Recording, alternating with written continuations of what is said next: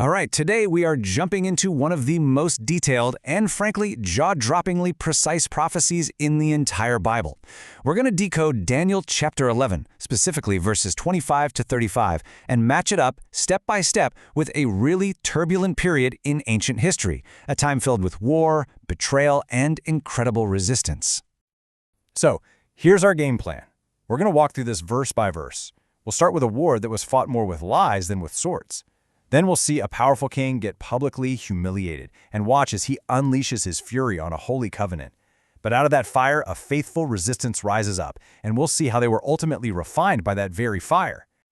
Okay, let's kick things off with verses 25 through 27. The prophecy dives right into a major conflict. But this wasn't just about what happened on the battlefield. It was about the treachery and the lies happening behind closed doors.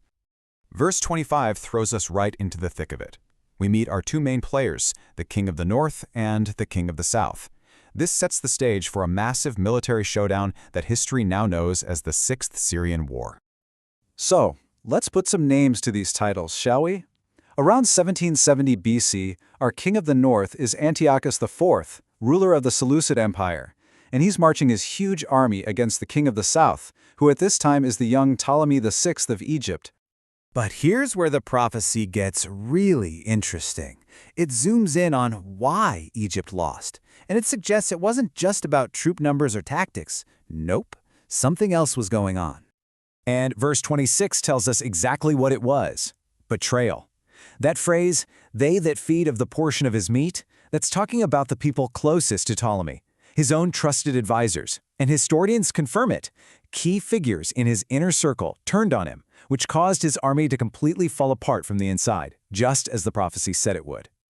But the story doesn't end with Antiochus's victory. Not at all. Verse 27 describes what happened next, a so-called peace negotiation that was, in reality, just a masterclass in deception. Just picture it. You have both kings sitting at the same table, talking about peace and family ties. Antiochus is acting like he's just there to help out his nephew, Ptolemy. But underneath all the smiles, both of them were secretly scheming to take the other one down. The prophecy is crystal clear, though. Their lies would not prosper. This whole charade was totally doomed from the start. So Antiochus is feeling pretty good about himself, but his winning streak is about to hit a brick wall. See, his ambition pushes him into a confrontation that's going to end in a very public, very embarrassing way, because a brand new power is about to step onto the world stage. So 2 years go by, it's now 168 BC, and a very confident Antiochus decides to invade Egypt again. He's expecting another cakewalk, but verse 29 gives this critical warning.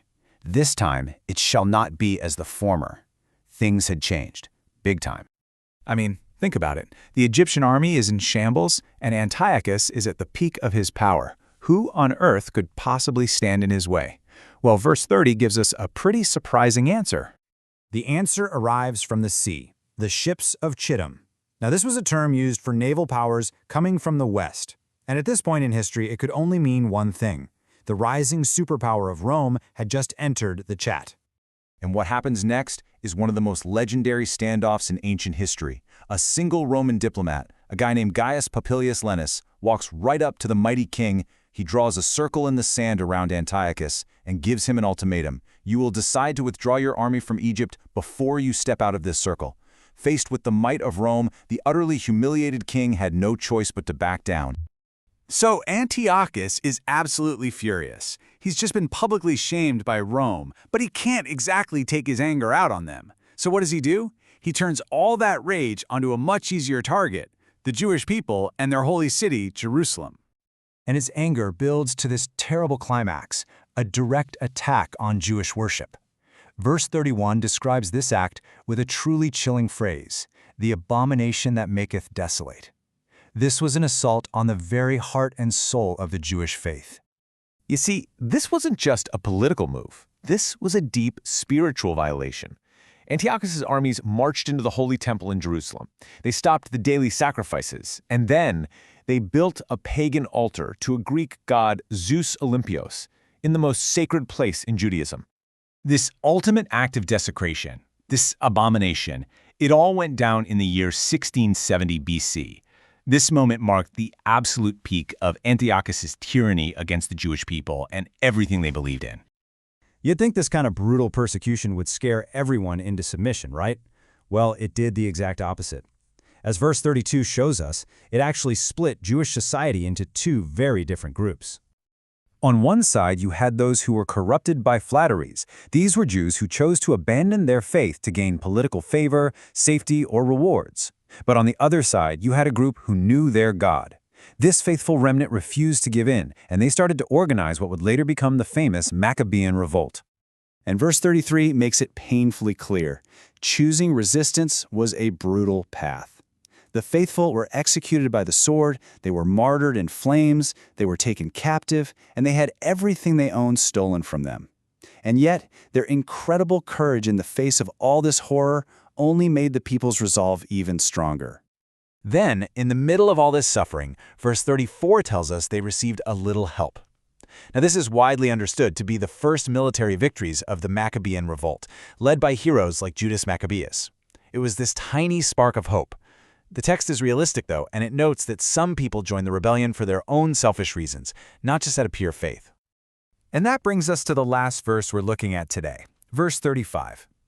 This verse kind of pulls the camera back from all the historical events to show us the divine purpose behind this whole terrible period of suffering.